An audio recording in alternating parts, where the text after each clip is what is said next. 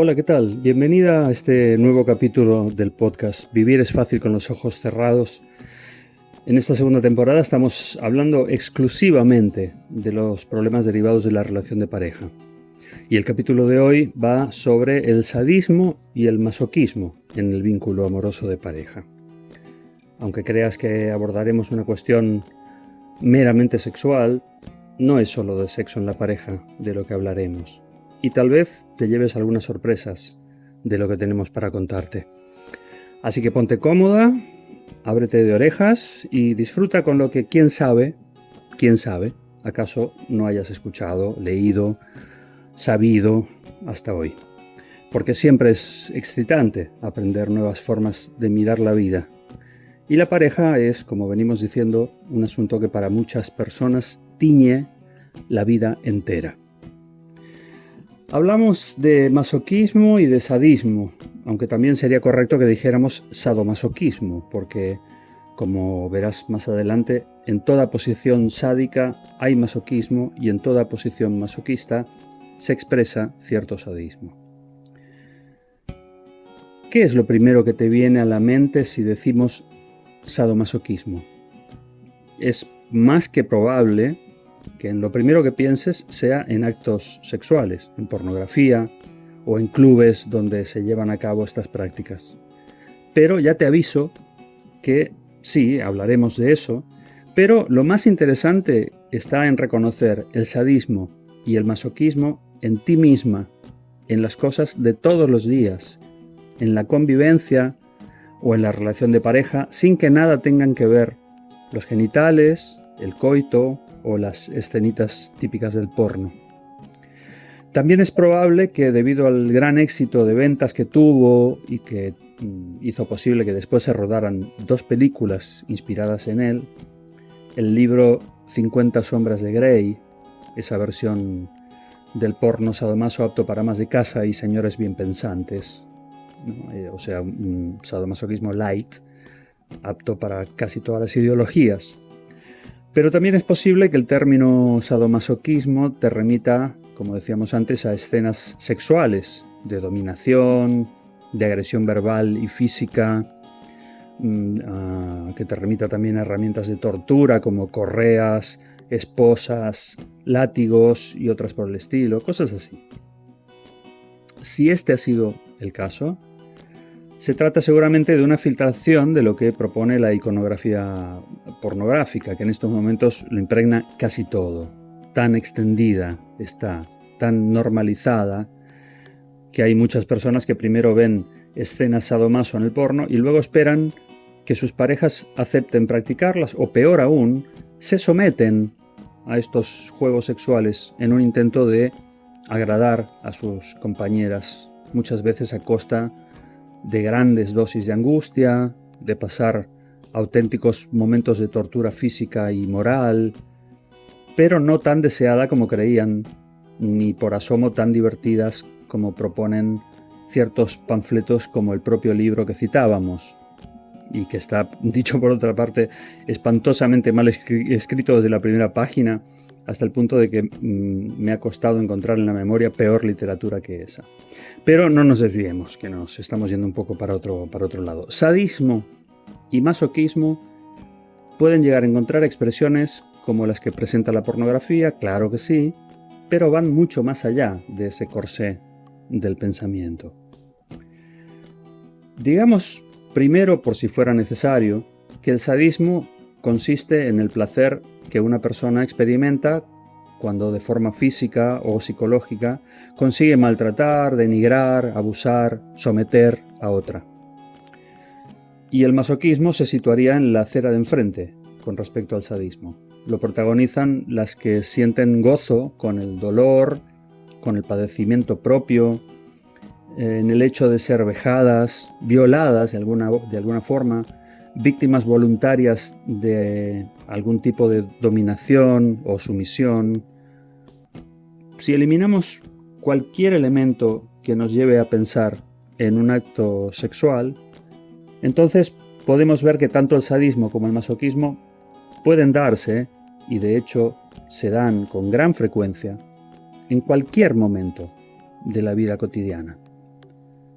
Y es entonces cuando, como me contaba hace tiempo una paciente, desborda los márgenes de lo que ella llamaba el teatrillo sexual, que las consecuencias del sadomasoquismo se pueden tornar realmente muy poco agradables para quienes las vivencian.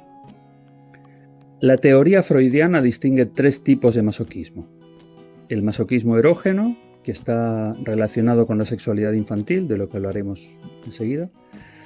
El masoquismo femenino, que no por llevar el calificativo femenino tiene que ver solo con lo que les ocurre a las mujeres, sino que también, y sobre todo, es fantaseado por el varón, y se refiere a la búsqueda de placer en la subordinación y en la sumisión.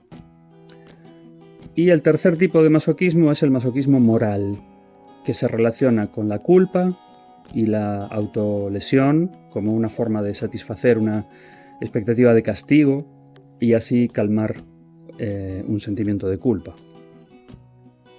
Tanto el masoquismo como el sadismo arraigan en las primeras maneras de obtener placer sexual y se remontan a la primera infancia.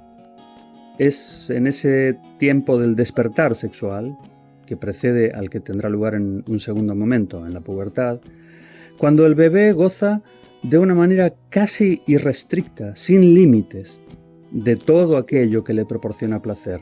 Le gusta mirar la desnudez, le gusta chupar, morder, oler, pegar, gritar, jugar con su caca o incluso con la de algún animal doméstico. No tiene asco, no tiene vergüenza, es amoral todavía.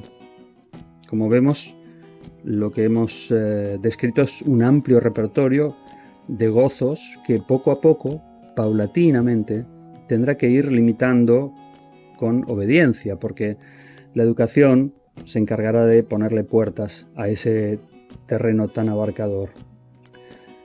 Hemos hablado del bebé gozando en actitud activa, pero también se aplica a la pasividad, ¿no? Le gustará mostrarse desnudo, apreciará que lo chupen, etcétera, etcétera, ¿no?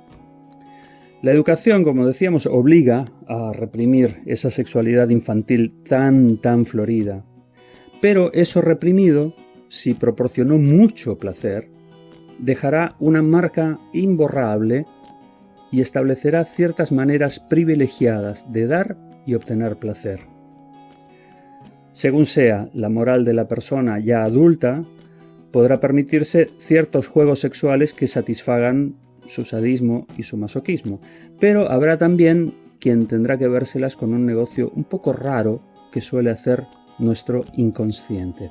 Lo que no le permita su moral o su ideología, buscará satisfacerlo y satisfacerse también en sí mismo, pero llevando un disfraz, una máscara. Y este disfraz, esta máscara, se llama síntoma.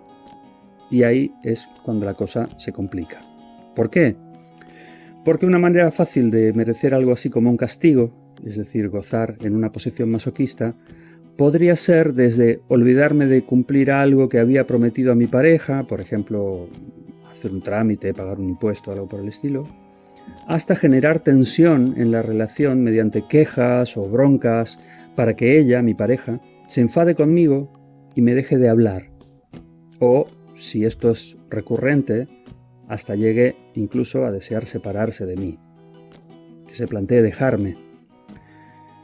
De estos actos, como es obvio, se deriva sufrimiento, ¿no? un padecer, con lo que eso masoquista que hay en mí siente placer, aunque en la conciencia lo que yo sienta es que lo estoy pasando realmente mal. Se trata, como puedes ver, de un masoquismo de tipo moral.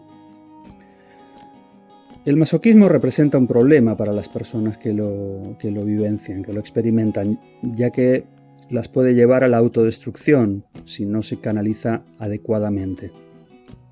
El masoquismo puede ser una forma de expresión para la pulsión de muerte, que es una de las 2 grandes fuerzas vitales que nos animan, y es lo que se encuentra en la base de comportamientos autodestructivos, que pueden ir desde empeñarse en fracasar en algún proyecto vital, como podrían ser los estudios, el trabajo y obviamente también la pareja, hasta infligirse autocastigos corporales que van desde el consumo sin límite de sustancias tóxicas que pueden derivar en adicciones graves, pasando por otras conductas de riesgo como conducir un coche u otro vehículo pero poniéndose en peligro de accidentes, hasta causarse lesiones como cortes en la piel o de otro tipo, cosa que está, por desgracia, bastante presente, sobre todo entre la pubertad y la adolescencia en este momento. Esta lista, como te puedes imaginar, no es en absoluto exhaustiva y podría incluir también la resistencia a pedir ayuda, que es algo bastante típico en quienes, a pesar de estar sufriendo de manera neurótica, no acuden nunca al acompañamiento de una profesional, confiando en que ya se les pasará. Y lo que se les pasa no es la neurosis, es el arroz, o sea, la vida, que se desliza rápidamente mientras estas personas sufren, es decir, mientras gozan de manera inconsciente, es decir, mientras están en una posición masoquista. Es posible que ahora te estés preguntando qué queríamos decir con aquello de que el masoquismo y el sadismo parecen ser dos caras de una misma moneda. Esto tiene que ver con las identificaciones. Déjame que haga una brevísima introducción. Seguro que alguna vez te has visto hacer un movimiento similar o incluso igual al de una persona que, por ejemplo, interpretaba un papel en una película, o con un personaje de videojuegos que saltaba o daba un golpe, o con un deportista que en ese momento impactaba un balón, ¿no? En ese momento, ¡pum!, hay algo que se mueve, algo incluso físico, ¿no? El movimiento que intenta imitar lo que el otro está haciendo. Según la neurología, esto tendría que ver con las neuronas espejo, que hacen que de alguna manera nos identifiquemos con aquellas personas que seguimos con atención mientras hacen algo. Desde la teoría psicoanalítica, la identificación es un mecanismo inconsciente que hace que, sin darnos cuenta, seamos la otra persona, ya sea en algún rasgo concreto o en aspectos más generales de su personalidad. Es la identificación lo que hace que el sádico, mientras inflige dolor o sufrimiento a su víctima, goce no solo con el castigo que le brinda, sino con lo que él supone que le da satisfacción a ella, a la que recibe el castigo. Y también se da la situación inversa. La persona masoquista puede sentir placer por identificarse con su agresora, y esto podría explicar muchos de los casos en los que algunas parejas se ven envueltas. A pesar de que la relación es decididamente espantosa, un escenario de maltratos mutuos o a veces en una sola dirección, no pueden salir de ese vínculo porque las dos están de acuerdo, inconscientemente, en un punto, en que se lo pasan pipa siendo protagonistas de esa versión todavía más cutre y más dolorosa, claro, de las 50 sombras. Hasta aquí el capítulo de hoy, esperamos que te haya interesado. Si es así, te invitamos como siempre a que nos dejes un like, porque eso alimenta el algoritmo y hace posible que más gente sepa de que hay contenidos en este canal. Si no lo has hecho todavía, que le des al icono de la campanita para suscribirte al canal de Vida Plena y así no perderte ninguna de las novedades que vamos subiendo con regularidad. Y hasta aquí lo que teníamos para decir. Solo queda por añadir muchas gracias y hasta la próxima.